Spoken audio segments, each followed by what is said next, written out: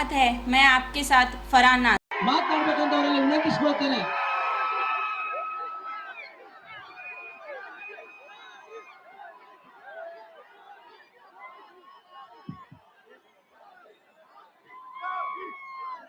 भारत माता की, भारत माता की, भारत माता की, वंदे वंदे वंदे।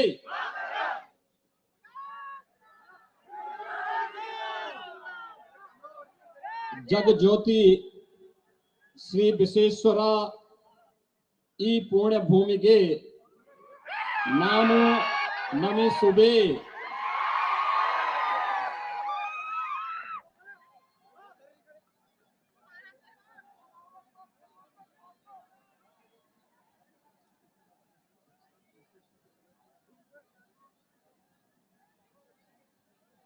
मंच पर उपस्थित भारतीय जनता पार्टी के विजयापुर के अध्यक्ष CRS पाटिल जी, भारतीय जनता पार्टी के सुयोग्य अभ्यर्थी CSK वेलुवे जी,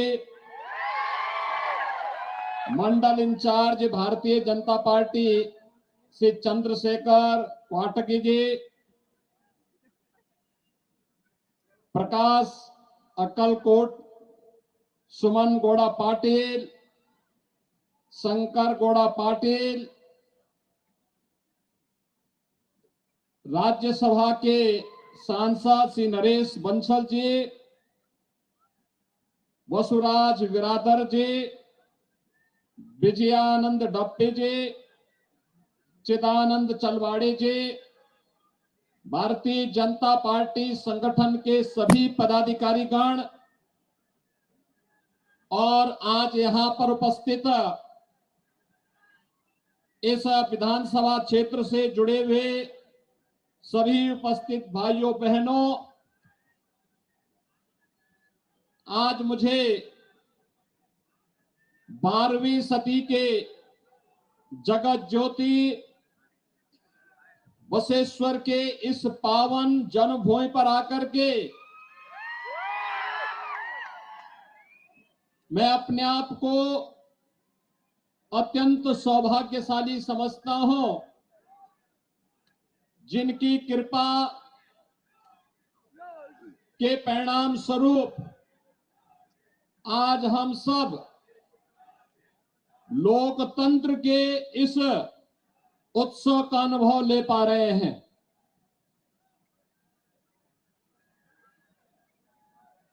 भाइयों बहनों, जगत ज्योति बसवेश्वर ने पार्लियामेंट की स्थापना से सदियों पूर्व स्थापित कर दिया था, जिसके कारण आज भारत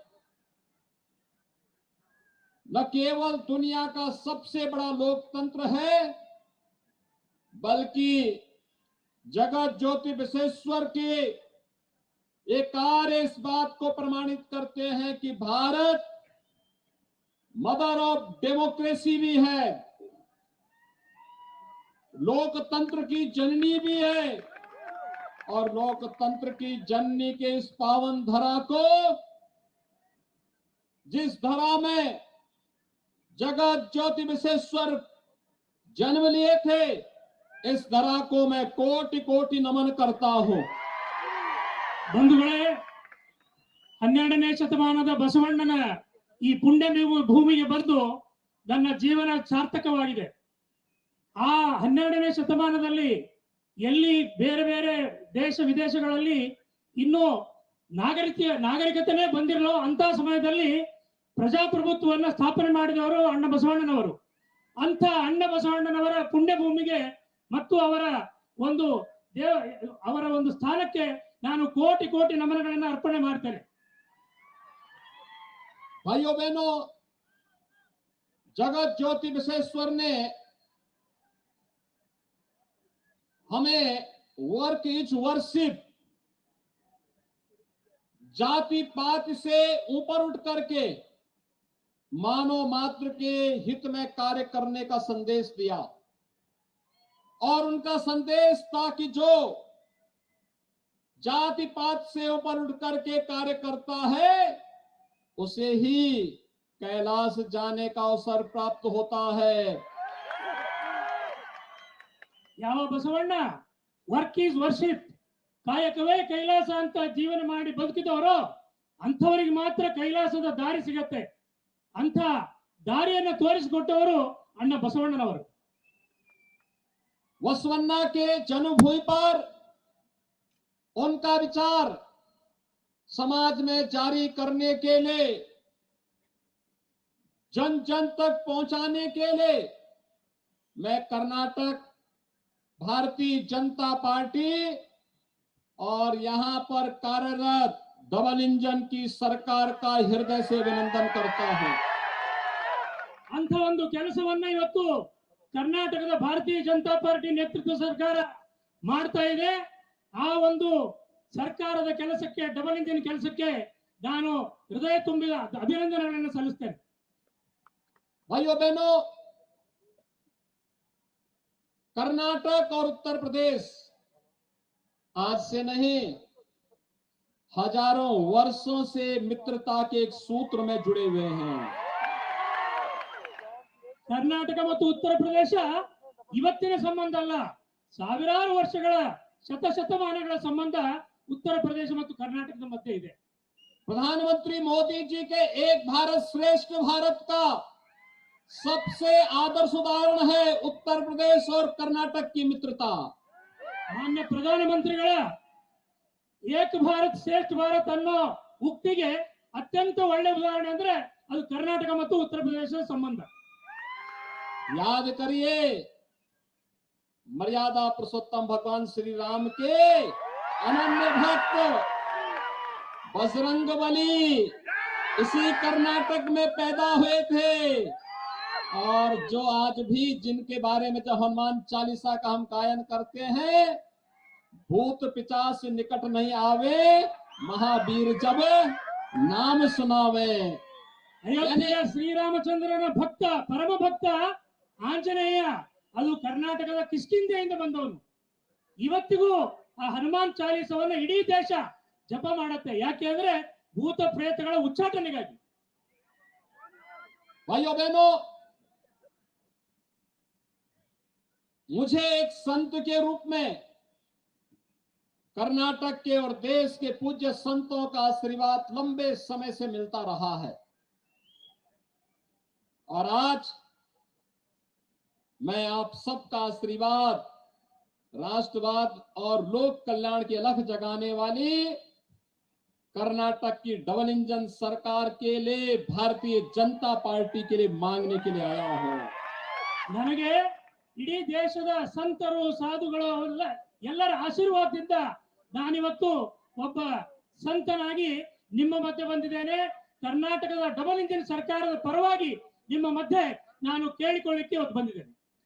जो लोग समाज को जाति के नाम पर बांटने का कुत्सित प्रयास कर रहे हैं, जिन लोगों ने मजहब के आधार पर आरक्षण देने की घोषणा की है, वे भारत के हितैषी नहीं हो सकते।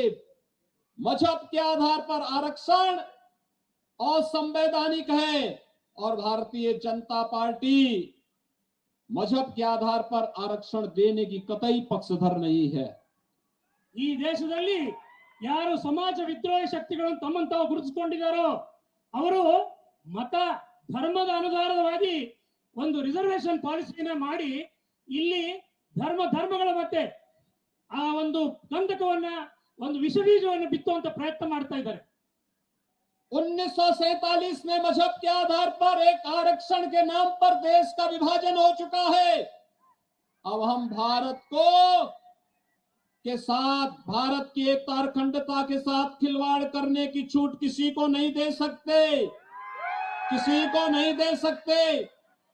हर भारतवासी का दायित्व बनता है, हम प्रधानमंत्री मोदी जी के नेतृत्व में टीम इंडिया का पार्ट बन करके एक भारत श्रेष्ठ भारत के लिए कार्य करें और यही अपील करने के लिए आज मैं आपके बीच आया हूं।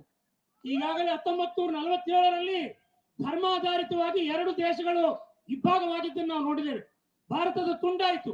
ಅದಾದ ಮೇಲೆ ಈಗ ಪ್ರತಿ ರಾಜ್ಯದಲ್ಲೂ ಆ ವಿಷಬೀಜವನ್ನು ಬಿತ್ತಲಿಕ್ಕೆ ಸಮಾಜ ವಿದ್ರೋಹಿ ಶಕ್ತಿಗಳು ಪಕ್ಷಗಳು ಕೆಲಸ ಮಾಡ್ತಾ ಇದ್ದಾವೆ. ಆದ್ರೆ ಯಾವುದೇ ಕಾರಣಕ್ಕೂ ಮೋದಿಯವರ ಒಂದು ಏಕ ಭಾರತ್ ಶ್ರೇಷ್ಠ ಭಾರತ್ ಏನು ಒಂದು ವಿಷಯ ಇಟ್ಕೊಂಡು ಮುಂದೆ ಬಂದಿದ್ದಾರೆ. ಆ ಒಂದು ವಿಷಯದ ಅಂಗವಾಗಿ ನಾನು ನಿಮ್ಮೆಲ್ಲರಲ್ಲಿ ಮನವಿ ಮಾಡಲಿಕ್ಕೆ ಕಳಕಳಿ ಮನವಿ ಮಾಡಲಿಕ್ಕೆ ನಿಮ್ಮ ಮಧ್ಯೆ ಬಂದಿದ್ದೀನಿ. भाइयों बहनों, आज हमारा देश भारत दुनिया की एक बड़ी ताकत बन रहा है। आजादी के अमृत काल में आपने भारत की ताकत का एहसास किया है। जिस ब्रिटेन ने 200 वर्षों तक भारत पे शासन किया था, आज उस ब्रिटेन को पछाड़ करके भारत दुनिया की 5वीं बड़ी अर्थव्यवस्था बना है। ಇವತ್ತು ಆಜಾದಿ ಕಾ ಅಮೃತ ಮಹೋತ್ಸವ 75 ವರ್ಷಗಳ ನಂತರ ಇವತ್ತು ಜಗತ್ತಿನಲ್ಲಿ ಅತ್ಯಂತ ದೊಡ್ಡ ಆರ್ಥಿಕ ಶಕ್ತಿಯಾಗಿ ಮೋದಿ ನೇತೃತ್ವದ ಸರ್ಕಾರದಲ್ಲಿ ನಾವು ಇವತ್ತು ಭಾರತವನ್ನು ಕಾಣ್ತಾ ಇದ್ದೇವೆ. दुनिया के 20 बड़े देशों G20 के देशों का नेतृत्व वर्तमान में भारत कर रहा है। ये भारत के सामर्थ्य और भारत की शक्ति का प्रदर्शन है दुनिया के सामने। ಇವತ್ತು ಭಾರತ G20 ದೇಶಗಳ ನೇತೃತ್ವವನ್ನು ವಹಿಸಿ ಮೋದಿ ಅವರ ನೇತೃತ್ವದಲ್ಲಿ ಅತ್ಯಂತ ಬಲಿಷ್ಠವಾಗಿ ಏನು ಕಾಣ್ತಾ ಇದೆ. ಇದು ಪ್ರಬಲವಾದಂತ ಶಕ್ತಿಯಾಗಿ ಇವತ್ತು ಜಗತ್ತಿನಲ್ಲಿ ತನ್ನನ್ನು ತಾನು ರೂಪಿಸಿಕೊಂಡಿದೆ. आज भारत विकास की जिन नई ऊंचाइयों को प्राप्त कर रहा है, कर्नाटका उस विकास यात्रा का साझेदार है। कर्नाटक ने उस विकास यात्रा को स्पीड दी है। और जब भी हम दुनिया के अंदर आईटी स्किल की बात करते हैं तो भारत को वैश्विक पटल पर आईटी हब के रूप में स्थापित करने के लिए, आईटी के पावर हाउस बनाने के लिए जब भी दुनिया के अंदर नाम लिया जाता है, कर्नाटका के बेंगलुरु का नाम लिया जाता है। भाइयों बहनों, बेंगलुरु का नाम लिया जाता है। ये कर्नाटक की युवा शक्ति की ताकत है और यही युवा शक्ति की ताकत भारत की ताकत बन रही है। ಇವತ್ತು ಅಂತಾರಾಷ್ಟ್ರೀಯ ಮಟ್ಟದಲ್ಲಿ ಭಾರತ ಬಲಿಷ್ಠವಾಗಲಿಕ್ಕೆ ಯಾವ ರೀತಿ ಕಾರಣವಾಯಿತು ಅದರಲ್ಲಿ ಪ್ರಬಲವಾಗಿ ಕರ್ನಾಟಕ ಮುಂಚೂಣಿಯಲ್ಲಿದೆ. ಇವತ್ತು ಐಟಿ ಬಿಟಿ ಅಂದ ತಕ್ಷಣ ವಿದೇಶಗಳಲ್ಲಿ ಹೆಸರು ಬರೋದು ಬೆಂಗಳೂರು. ಇವತ್ತು ಐಟಿ ಬಿಟಿ ಕ್ಷೇತ್ರದಲ್ಲಿ ಭಾರತ ಇಷ್ಟು ಮುಂದೆ ಬೆಳೆಯಲಿಕ್ಕೆ ಕಾರಣ ಅದು ಕರ್ನಾಟಕ. ಆ ಕರ್ನಾಟಕ ಇವತ್ತು ಸರ್ಕಾರದ ಅಂಗಭಾಗವಾಗಿ ಭಾರತದ ಉನ್ನತಿಗೆ ತಂದೆ ಆದಂತ ಸಾಕಷ್ಟು ಕೊಡುಗೆಯನ್ನು ಕರ್ನಾಟಕ ಕೊಟ್ಟಿದೆ. भाइयों बहनों, हमारा ये मानना है यह आज नए भारत का बौद्धिक और तकनीकी शिक्षा का केंद्र है। और अगर कहा जाए यह आधुनिक भारत का नालंदा और तक्षशिला भी यहां के युवाओं ने अपनी प्रतिभा के बल पर बनाया है। ನಮ್ಮ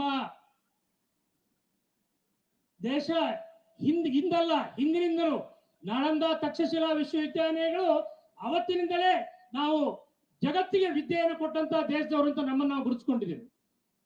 भाइयों बहनों, एक और प्रधानमंत्री मोदी जी के नेतृत्व में भारत आज दुनिया की एक ताकत बन रहा है। युवाओं को अपनी बौद्धिक क्षमता का परिचय देने का अवसर प्राप्त हो रहा है। लेकिन दूसरी ओर कांग्रेस के नेतृत्व को भी आपने देखा होगा, उसने जाति मत और मजहब के आधार पर समाज को बांटने का कुत्सित प्रयास किया। तुष्टीकरण की नीतियों के आधार पर समाज में विभाजन की खाई चौड़ी करने का कार्य किया। हम तुष्टीकरण नहीं, हम तो हर नागरिक के सशक्तिकरण पर विश्वास करते हैं। और कर्नाटक का विकास, डबल इंजन सरकार के नेतृत्व में कर्नाटक का विकास उस सशक्तिकरण का प्रतीक है। ಒಂದು ಕಡೆ ಮೋದಿ ಅವರ ನೇತೃತ್ವದಲ್ಲಿ ಹೊಸ ಹೊಸ ಅಭಿವೃದ್ಧಿ ಕಾರ್ಯಗಳು ನಡೀತಾ ಇದ್ದು ಯುವಕರಿಗೆ ಒಳ್ಳೆ ಅವಕಾಶಗಳನ್ನು ಕೊಡುವಂತ ಕೆಲಸ ನಡೀತಾ ಇದ್ರೆ, ಇನ್ನೊಂದು ಕಡೆ ದೇಶ ವಿದ್ರೋಹ ಕೆಲಸ ಮಾಡ್ತಕ್ಕಂತ ಮತಗಳ ನಡುವೆ ಧರ್ಮಗಳ ಮೇಲೆ ಜಾತಿಗಳ ಮೇಲೆ ಗೊಂದಲ ಹೆಚ್ಚಿಸಿ ಆದಷ್ಟು ನಮ್ಮನ್ನ ಗೊಂದಲಕ್ಕೀಡು ಮಾಡತಕ್ಕಂತ ಕೆಲಸವನ್ನ ನಮ್ಮ ವಿರೋಧಿ ಪಕ್ಷಗಳು ಮಾಡ್ತಾ ಇದೆ. भाइयों बहनों, कांग्रेस हो या जेडीएस, ये विभाजन करते हैं, विकास नहीं करते। ये विभाजन करते हैं, भ्रष्टाचार को बढ़ावा देते हैं। इनके पास न नीति है, न नियम है, न नियत है। इनके पास कोई विजन नहीं है। प्रधानमंत्री मोदी जी के नेतृत्व और उनका विजन भी बहुत स्पष्ट है। विजन स्पष्ट है। उन्होंने सबका साथ सबका विकास का नारा दिया। सबका साथ सबका विकास, सबका विश्वास सबका प्रयास। ये सबका साथ सबका विश्वास सबका विकास, सबका विश्वास और सबका प्रयास ही सही मायने में लोकतंत्र है। और विकास के केंद्र बिंदु भी यही से प्रारंभ होता है। ಒಂದೆಡೆ ವಿರೋಧ ಪಕ್ಷಗಳು ಮತ ಜಾತಿಗಳ ರಾಜಕೀಯ ಈ ಗೊಂದಲಗಳ ಮೇಲೆ ಬಿದ್ದಾಗ ನಮ್ಮ ನರೇಂದ್ರ ಮೋದಿ ಅವರು ಒಂದು ಮಂತ್ರವನ್ನು ಹಿಡ್ಕೊಂಡು ಇವತ್ತು ದೇಶವನ್ನು ಮುನ್ನಡೆಸ್ತಾ ಇದ್ದಾರೆ. ಸಬ್ಕಾ ಸಾಥ್ ಸಬ್ಕಾ ವಿಕಾಸ್, ಅದರ ಜೊತೆಗೆ ಸಬ್ಕಾ ವಿಶ್ವಾಸ್ ಮತ್ತು ಸಬ್ಕಾ ಪ್ರಯಾಸ್. ಎಲ್ಲರ ಪ್ರಯತ್ನದಿಂದ, ಎಲ್ಲರ ವಿಶ್ವಾಸದಿಂದ, ಎಲ್ಲರ ಜೊತೆಗೆ सर्वांगीण अभिवृद्धि सरकार ಅಂತ. भाइयों बहनों, मैं जहां कहीं भी जाता हूं, अक्सर लोग मुझसे पूछते हैं इतना प्यार और इतना सम्मान जनता क्यों दे रही है। मैं एक ही बात बोलता हूं, हमारी नियत साफ है। देश के प्रति प्रधानमंत्री मोदी जी के नेतृत्व में, उनकी लीडरशिप में, टीम इंडिया के कैप्टन के रूप में प्रधानमंत्री मोदी जी के नेतृत्व में कार्य करना हमारा लक्ष्य है। और इसलिए जब टीम इंडिया के रूप में हम सब कार्य करते हैं तो प्रधानमंत्री मोदी जी के नेतृत्व में कार्य करते हुए डबल इंजन की सरकार के डबल स्पीड के माध्यम से आम जनता तक जो कुछ भी लाभ पहुंच रहा है, वही लाभ हमें प्यार के रूप में, सम्मान के रूप में जनता जनार्दन देती है। और मैं आज इन्हीं सब बातों को कहने के लिए आया हूं। एक और कांग्रेस के द्वारा पिछले 55-60 वर्षों में कांग्रेस का फेल्ड इंजन था, और दूसरी तरफ मोदी जी के नेतृत्व में कर्नाटक में डबल इंजन की सरकार कार्य करके आपको परिणाम दे रही है। ಒಂದು ಕಡೆ ಜನ ಪ್ರಶ್ನೆ ಮಾಡಿದ್ರು, ಯಾಕೆ ನಿಮಗಿಷ್ಟು ಹೆಚ್ಚಿನ ಜನ ಪ್ರೀತಿ ಅಭಿಮಾನ ಕೊಡ್ತಾ ಇದ್ದಾರೆ ಅಂತ. ಒಬ್ಬ ಕ್ಯಾಪ್ಟನ್, ಟೀಮ್ ಕ್ಯಾಪ್ಟನ್ ಹೇಗಿರ್ಬೇಕು ಅಂದ್ರೆ ಮೋದಿ ಅಂತ ಕ್ಯಾಪ್ಟನ್ ಇರಬೇಕು. ಅವರ ನೇತೃತ್ವದಲ್ಲಿ ನಾವು ಡಬಲ್ ಇಂಜಿನ್ ಸರ್ಕಾರ, ಉತ್ತರ ಪ್ರದೇಶ ಇರಬಹುದು, ಕರ್ನಾಟಕ ಇರಬಹುದು, ಬೇರೆ ಬೇರೆ ಕಡೆ ಎಲ್ಲಿ ಬಿಜೆಪಿ ಸರ್ಕಾರ ಇದೆ ಎಲ್ಲ ಕಡೆ ಅಭಿವೃದ್ಧಿ ಕಾರ್ಯಗಳು ಅತ್ಯಂತ ಸ್ಪೀಡ್ ಆಗಿ ಡಬಲ್ ಆಗಿ ಹಾಕಿ ಹೋಗ್ತಾ ಇದೆ. ಅಂದ್ರೆ ಆ ಡಬಲ್ ಇಂಜಿನ್ ಸರ್ಕಾರದ ಮಹತ್ವ. ಅದರಿಂದ ನಾವು ದೀನ ದಲಿತರ ಆಶೋತ್ತರಗಳನ್ನ, ಬಡ ಕೆಲಸಗಳನ್ನ ಮಾಡ್ಲಿಕ್ಕೆ ಅವಕಾಶ ಆಗ್ತಾ ಇದೆ. ಅಂತ ಒಂದು ಅವಕಾಶವನ್ನ ಮತ್ತೊಮ್ಮೆ ಕೊಡಿ ಅನ್ನೋ ಮಾತನ್ನ ನಿಮ್ಮ ಮುಂದೆ ಇಡ್ಲಿಕ್ಕೆ ನಾನು ಇವತ್ತು ಬಂದಿದ್ದೇನೆ. आप चाहे कोई भी आंकड़ा उठा करके देख ले, कर्नाटक तो कृषि का क्षेत्र है।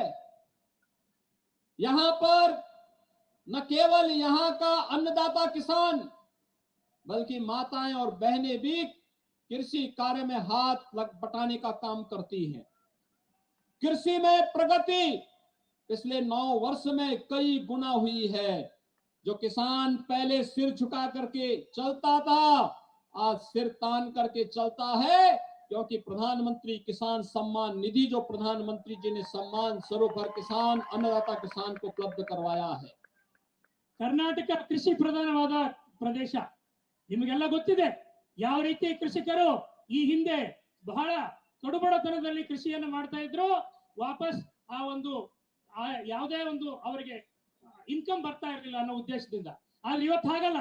ಕಳೆದ 9 ವರ್ಷದ ಮೋದಿ ಅವರ ನೇತೃತ್ವದ ಸರ್ಕಾರ ಕಿಸಾನ್ ಸಮ್ಮಾನ್ ಯೋಜನೆಯಿಂದ ಒಬ್ಬ ರೈತ ಎದೆ ಎತ್ತಿ ಅಡ್ಡಾಡೋ ರೀತಿ ವಾತಾವರಣವನ್ನು ಇವತ್ತು ಮೋದಿ ಅವರು ಕಲ್ಪಿಸಿದ್ದಾರೆ. चाहे वह जनधन की योजना हो, महिला सशक्तिकरण की योजना हो, शहरी विकास हो या ग्राम्य विकास की योजना, सड़क हो या रेल, एयरपोर्ट हो, आईआईटी हो या आईआईएम की स्थापना, बड़े बड़े संस्थानों की स्थापना का कार्य हो, बजट में 5 से 6 गुना की वृद्धि हुई है। ये बताता है सरकार की नीति भी स्पष्ट है, नियत भी साफ है और नियति भी तय है। ಈ ಸರ್ಕಾರದ ಯಾವುದೇ ಯೋಜನೆ ಇರಬಹುದು, ಜನಧನ ಯೋಜನೆ, ಶಹರಿ ವಿಕಾಸ್ ಯೋಜನೆ, ಗ್ರಾಮೀಣಾಭಿವೃದ್ಧಿ ಯೋಜನೆ, ಯಾವುದೇ ಯೋಜನೆ ಇರಲಿ ಅಥವಾ ಐಐಎಂ ಐಐಟಿ ಬೇರೆ ಬೇರೆ ಇನ್ಸ್ಟಿಟ್ಯೂಷನ್ ತರೋದಿರ್ಬೋದು, ರೈಲ್ವೆ ಇರ್ಬೋದು, ರಸ್ತೆ ಇರ್ಬೋದು, ಯಾವುದೇ ಇರಲಿ, ಇಲ್ಲಿ ನಿಯತ್ತು ಸರಿ ಇರೋದ್ರಿಂದ ಕೆಲಸಗಳು ಒಂದರಿಂದ ದುಪ್ಪಟ್ಟಾಗಿಲ್ಲ, 5-6 ಪಟ್ಟು ಹೆಚ್ಚಿನ ಪ್ರಗತಿ, ಹೆಚ್ಚಿನ ಸ್ಪೀಡ್ ಅಲ್ಲಿ ಕೆಲಸಗಳು ನಡೀತಾ ಇದೆ. ಅದರ ನೇತೃತ್ವ ಆ ಮೋದಿ ಅವರ ನೇತೃತ್ವದಲ್ಲಿ ಇದ್ದದಕ್ಕೆ ಮಾತ್ರ ಅದು ಸಾಧ್ಯ ಆಗಿದೆ. कांग्रेस ने आजादी के बाद 60 वर्षों तक केवल देश को पंचवर्षीय योजनाएं दी।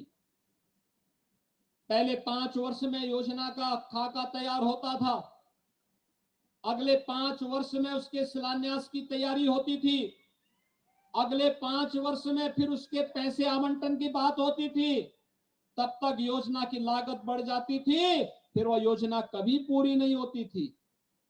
लेकिन इस समय आप देख रहे होंगे जिस योजना का शिलान्यास प्रधानमंत्री मोदी जी करते हैं, अगले 2 साल 3 साल के अंदर धनावंटन करने के साथ ही इस योजना का उद्घाटन भी प्रधानमंत्री मोदी जी और हमारे मुख्यमंत्री बोमई जी या येदियुरप्पा जी करते हैं।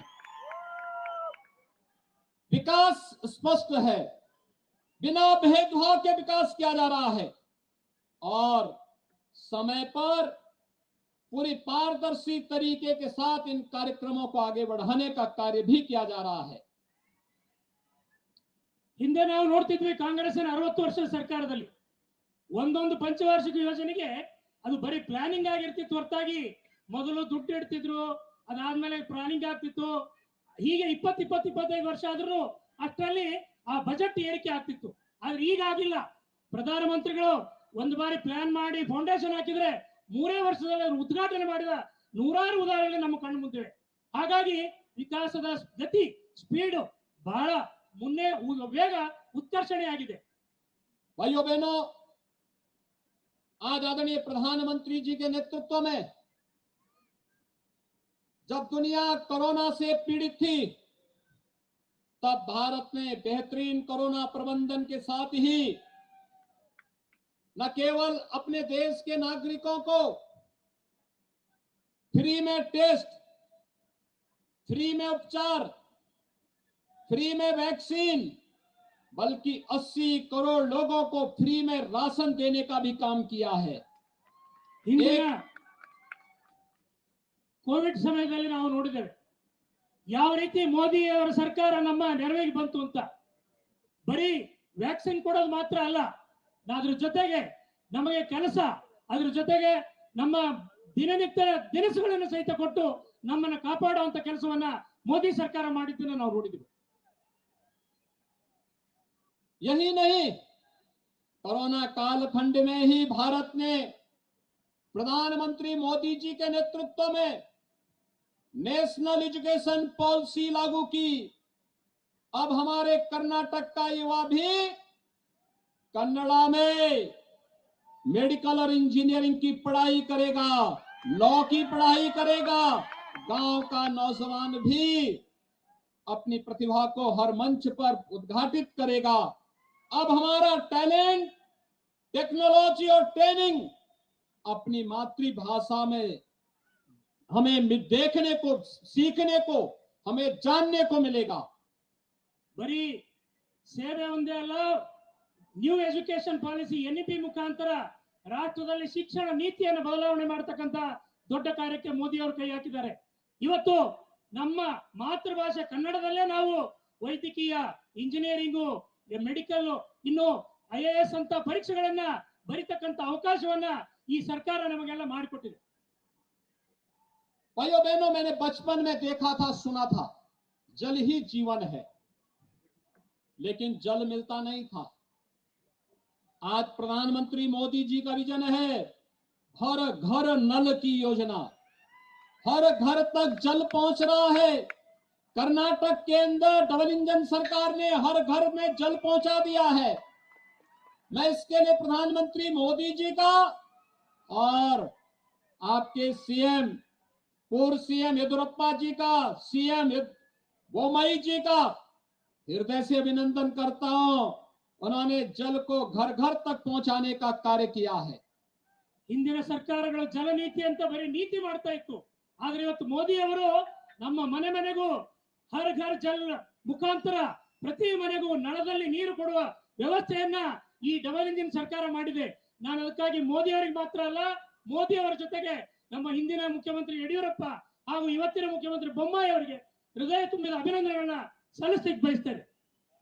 भाइयों बहनों, लोग मुझसे पूछते हैं कि जब से भाजपा की सरकार यूपी में आई है, तब से उत्तर प्रदेश से अपराध, आतंकवाद गायब हो गया है। मैं कहता हूं, उत्तर प्रदेश तो राम की धरती है, कृष्ण की धरती है, वहां अपराध का क्या काम है। लेकिन मैं अभिनंदन करूंगा कर्नाटक की डबल इंजन सरकार की, जिन्होंने PFI का भी कमर तोड़ने का काम किया है। ನಮ್ಮ ಸರ್ಕಾರ ಉತ್ತರ ಪ್ರದೇಶದಲ್ಲಿ ಬಂದ ನಂತರ ಜನ ಕೇಳ್ತಾ ಇದ್ರು, ಯಾಕೆ ನಿಮ್ಮಲ್ಲಿ ಮುಂಚೆ ಇದ್ದಂತ ಎಲ್ಲಾ ರೀತಿಯ ಗುಂಡಾಗಿರಿಗಳು ಬಂದಾಗಿವೆ ಯಾಕೆ ಅಂತ. ನಮ್ಮಲ್ಲಿ ಯಾವ ರಾಮ, ಯಾವ ಕೃಷ್ಣ ಆ ಉತ್ತರ ಪ್ರದೇಶದಲ್ಲಿ ಜನ್ಮ ತಾಳಿದ್ದಾರೋ ಅಂತಲ್ಲಿ ಆ ಗುಂಡಾಗಳಿಗೆ ಏನು ಕೆಲಸ ಇಲ್ಲ ಅಂತ ಅದನ್ನ ಯಾವ ರೀತಿ ಹದ್ದುಬಸ್ತಲ್ಲಿ ತರಬೇಕು, ಆ ಕೆಲಸವನ್ನು ನಾವು ಮಾಡಿದ್ದೇವೆ. ನಾನು ಅದೇ ರೀತಿ ಕರ್ನಾಟಕದ ಬಿಜೆಪಿ ಸರ್ಕಾರಕ್ಕೂ ನಾನು ಅಭಿನಂದನೆ ಹೇಳ್ತೇನೆ. PFI ಅಂತ ಒಂದು ಅಂತಾರಾಷ್ಟ್ರೀಯ ಆತಂಕವಾದಿ ಸಂಘಟನೆಯನ್ನ ಇವತ್ತು ಮಟ್ಟ ಹಾಕ್ಲಿಕ್ಕೆ ಸಾಧ್ಯ ಆಗಿದೆ. भाइयों बहनों, हमें टीम इंडिया के रूप में आगे बढ़ना है। प्रधानमंत्री मोदी जी के नेतृत्व में वे टीम इंडिया के कैप्टन के रूप में कार्य कर रहे हैं। अगर कर्नाटक के अंदर आप डबल इंजन की सरकार फिर बनाइए, जितनी संख्या होगी टीम इंडिया के अंदर, आपके उतने ही प्लेयर होंगे और वही प्लेयर फिर भारत और कर्नाटका के विकास में अपना योगदान देंगे। और इसी के लिए मैं आपका आह्वान करने के लिए आया हूं कि आपको तय करना है कि प्रदेश का कैप्टन कैसा हो, जो आपको लीड कर सके, आपकी आकांक्षाओं, अभिलाषाओं और यहां पर जारी विकास की यात्रा को एक निरंतरता दे सके। इस दृष्टि से एक बार फिर से डबल इंजन की सरकार कर्नाटक की आवश्यकता है। ಇಂಥ ಒಳ್ಳೆ ಡಬಲ್ ಇಂಜಿನ್ ಸರ್ಕಾರ ನಡೆಸಬೇಕು ಅಂದ್ರೆ ಒಬ್ಬ ಒಳ್ಳೆಯ ಟೀಮ್ ರೀತಿ ಕೆಲಸ ಮಾಡೋದು ಅವಶ್ಯಕತೆ ಇದೆ. ನೇತೃತ್ವ ಮೋದಿ ಅಂತವರಿದ್ದಾಗ ಕರ್ನಾಟಕದಲ್ಲೂ ಅವರದೇ ಆದಂತಹ ಭಾರತೀಯ ಜನತಾ ಪಾರ್ಟಿ ಸರ್ಕಾರ ಅಂದ್ರೆ ಡಬಲ್ ಇಂಜಿನ್ ಸರ್ಕಾರ ಇದ್ದಾಗ ಮಾತ್ರ ನಿಮ್ಮ ಕೆಲಸಗಳು ಆಗ್ಲಿಕ್ಕೆ ಸಾಧ್ಯ ಆಗುತ್ತೆ. ನಿಮ್ಮ ಕೆಲಸಗಳು ಆಗ್ಬೇಕು ಅಂದ್ರೆ ನಿಮ್ಮಲ್ಲಿ ಲೋಕಲ್ ಒಬ್ಬ ನಿಮ್ಮ ನಾಯಕ ನಿಮ್ಮವರೇ ಆದಾಗ ಮಾತ್ರ ಆ ಕೆಲಸಗಳಿಗೆ ಗತಿ, ಸ್ಪೀಡು ಮತ್ತು ವೇಗ ಸಿಗತ್ತೆ ಅನ್ನೋದು ನನ್ನ ಕಳಕಳಿಯ ಮನವಿಯಾಗಿದೆ. भाइयों बहनों, मैं अंत में आप सबसे एक आमंत्रण भी देता हूं। 2024 जनवरी 2024 अयोध्या में मर्यादा पुरुषोत्तम भगवान श्री राम के भव्य मंदिर का निर्माण कार्य पूरा हो रहा है। प्रधानमंत्री मोदी जी के कर कमलों से अयोध्या में भगवान राम के भव्य मंदिर का निर्माण का उद्घाटन और रामलला का अपने मंदिर में विराजमान का भव्य कार्यक्रम होगा। और मैं इस देश से उत्तर प्रदेश के एक सेवक के रूप में आप सबको आमंत्रित करता हूं कि आप उत्तर प्रदेश में पधारिए। प्रभु श्री राम के भव्य मंदिर में रामलला का दर्शन कीजिए और एक बार फिर से त्रेता युग की यादों को की स्मृतियों को ताजा करिए, जब प्रभु श्री राम को यहाँ पर आंजनेय मिले होंगे उनके सहयोग करने के लिए, और उन स्मृतियों के साथ जुड़ करके एक भारत श्रेष्ठ भारत की इस परिकल्पना में अपना योगदान दीजिए। इस दृष्टि से आप सबको मैं आमंत्रित करता हूं।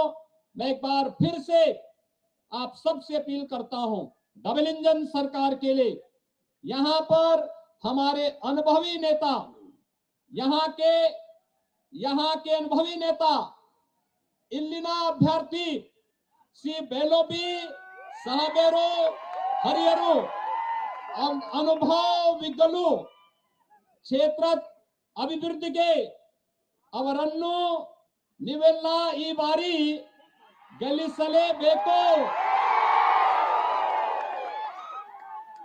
जय भारता जननीय तानु जाते, जय ये कर्नाटका माते, भारत माता की, भारत माता की, भारत माता की।